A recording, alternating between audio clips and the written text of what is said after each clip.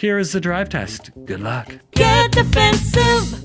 Hello, defensive drivers. I'm Brett. Today's training is the dreaded drive test. In this video, I'm going to go over the top 2 mistakes that will result in an automatic fail. But first, I'll start with what's on the test and how to prepare. How many of you have already taken the drive test? How did you do? Were there any parts that surprised you? Go ahead and put your answer in the comment section and be sure to click subscribe for more videos and ongoing training. Even after we get our license, we're never done learning. And unless you're into extreme mountain biking, driving is usually the riskiest thing you'll do every day. Ooh, I can't watch that. Ooh.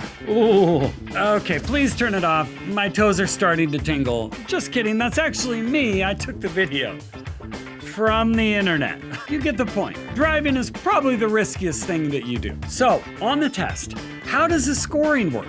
Well, everyone starts out with 100 points, and then you'll be asked to demonstrate certain things while driving through the city.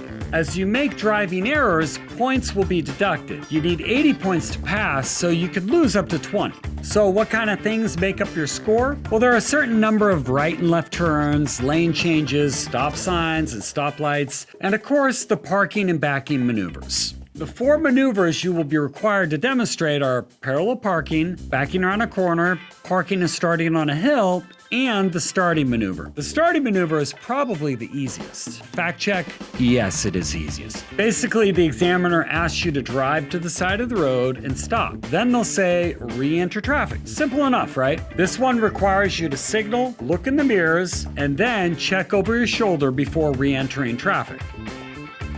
Whoop. Beep, pop, oop. In fact, on each of the tested maneuvers, you'll need to check your mirrors and blind spot. We call this signal check 1, 2, 3. Your rear view mirror is 1, the side view mirrors are 2, and the blind spot check is 3.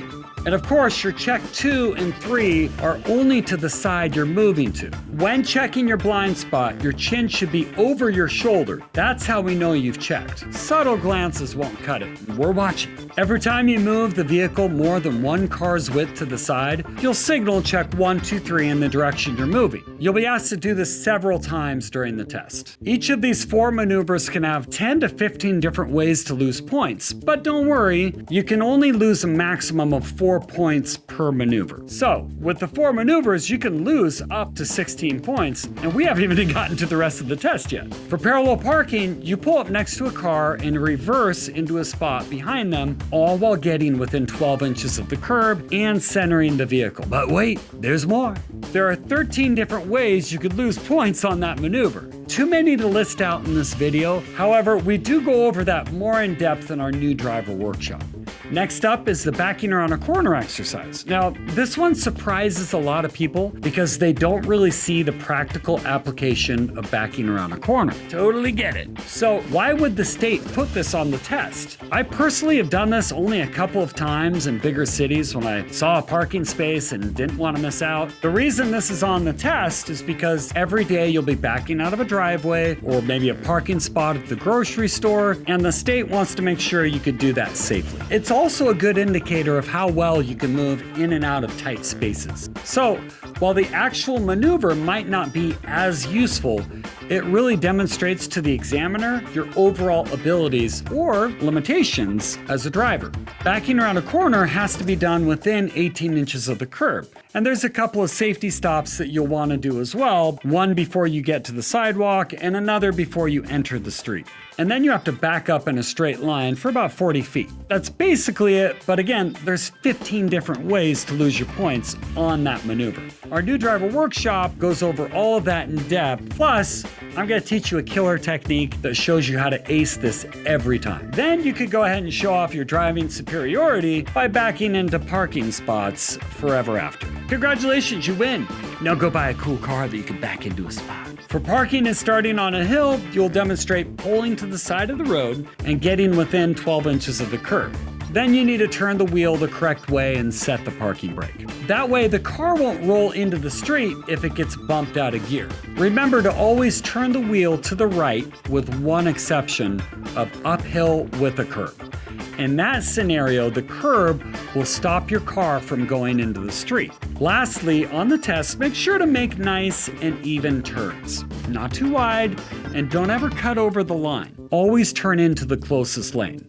The max deduction for turns is 6, times 2 because right and left. If you mess up both a right and a left turn, that's 12 points. So you need to be prepared and make nice and even turns. Obey all the other right-of-way rules and stop in the correct places at intersections. Okay, that was a brief overview of the test, but as promised, here are the top 2 ways to fail the test, aside from losing it on point deductions. Reason number 2 seems pretty obvious, but I gotta say it. You were going a little too fast. This is why paying attention to the speed limit is key. The state gives you a little bit of leeway if you barely go over, but if it's more than 5 miles per hour over the limit, you automatically fail the test for violation of law. And sadly, as an examiner, I've had to fail people for silly reasons like that.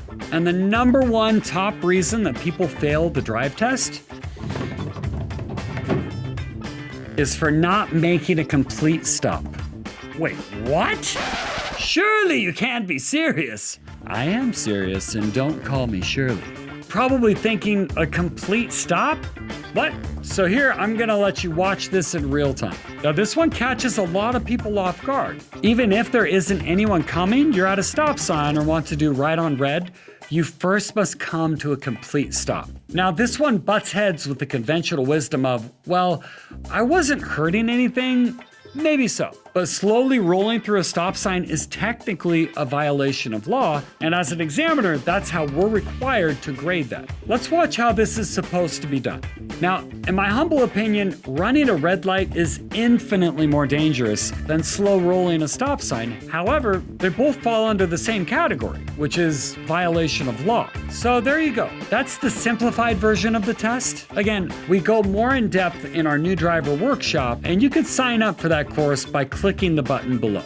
If you're an experienced driver with a license from another country, this course is a great tool for getting you up and running with some of the nuances of the driving rules and laws in the United States. It gets confusing, I get it. Some of you started out driving on the other side of the road. The course is going to teach you the things that you don't know that you don't know. You might also find some value in taking a few lessons with an instructor. If you're brand new to driving and are trying to get a license in the United States, I definitely recommend taking private lessons in addition to your classroom sessions. Typically, new adult drivers can learn most everything in about 10 to 12 lessons. If you have someone at home that will dedicate 2 to 3 hours of practice a week, you could usually do fine with a 5-lesson package. We also have an intermediate classroom course called Driver Awareness Training that is extremely helpful in recognizing hazards using real footage from collisions and close calls. All in all, knowledge is power. And when it comes to driving safely and protecting yourself and your family, education is the key.